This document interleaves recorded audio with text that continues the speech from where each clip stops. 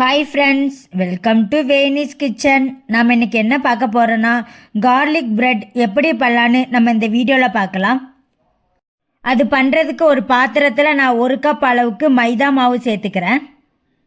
அப்புறமா ஒரு சின்ன ஸ்பூன் அளவுக்கு உப்பு சேர்த்துக்கிறேன். அப்புறமா ஒரு சின்ன ஸ்பூன் அளவுக்கு சீனி சேர்த்துக்கிறேன். அப்புறமா கொஞ்சம் ஸ்ப்ரிங் ஆனியன், வெங்காயத்தால் நான் சின்ன சின்னதாக கட் பண்ணி வச்சுருக்கேன், அதையும் சேர்த்துக்கலாம். அப்புறமா கொஞ்சம் கார்லிக்கை, பூண்டை நான் சின்ன சின்னதாக கட் பண்ணி வச்சுருக்கேன், அதையும் சேர்த்துக்கலாம். அப்புறமா ஒரு பீஸ் அன்சால்டட் பட்டரை நான் மெல்ட் பண்ணி வச்சுருக்கேன், அதை நம்ம இப்போ சேர்த்துக்கலாம். எல்லாத்தையும் சேர்த்து நல்லா மிக்ஸ் பண்ணிக்கோங்க. அப்புறமா கொஞ்சம் கொஞ்சமாக தண்ணி சேர்த்து கட்டி எதுவும் இல்லாத மாதிரி தோசை மாவு பதத்துக்கு நல்லா மிக்ஸ் பண்ணிக்கோங்க.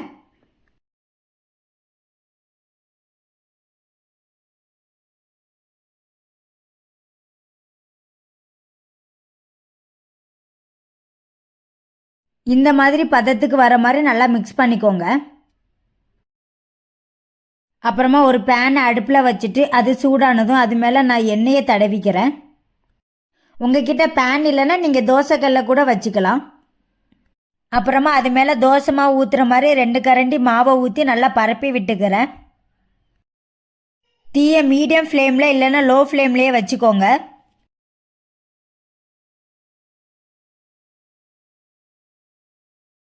இந்த பக்கமும் அந்த பக்கமும் நல்லா திருப்பி விட்டுக்கோங்க. நல்லா கலர் சேஞ்ச் ஆகிற வரைக்கும் நல்லா திருப்பி விட்டுக்கோங்க.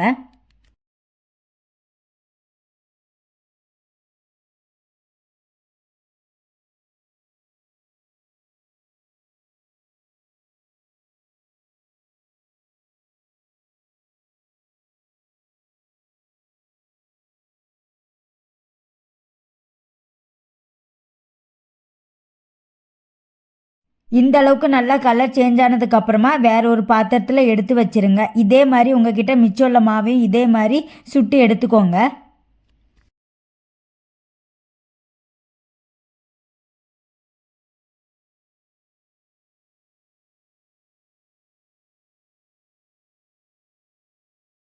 அவ்வளோதாங்க, கார்லிக் பிரெட் ரெடி ஆகிட்டு. இதை நீங்கள் சாப்பிடும்போது கார்லிக் நான் சாப்பிட்ற மாதிரியான ஃபீல் இருக்கும். அவ்வளோ டேஸ்ட்டாக இருந்தது. இதே மாதிரி நீங்களும் உங்கள் வீட்டில் ட்ரை பண்ணி பாருங்கள். எல்லோரும் ரொம்பவே விரும்பி சாப்பிடுவாங்க. உங்களுக்கு இந்த வீடியோ பிடிச்சிருந்தா லைக் பண்ணுங்கள், கமெண்ட் பண்ணுங்கள். வேனிஸ் கிச்சன் சேனலை சப்ஸ்கிரைப் பண்ணிக்கோங்க.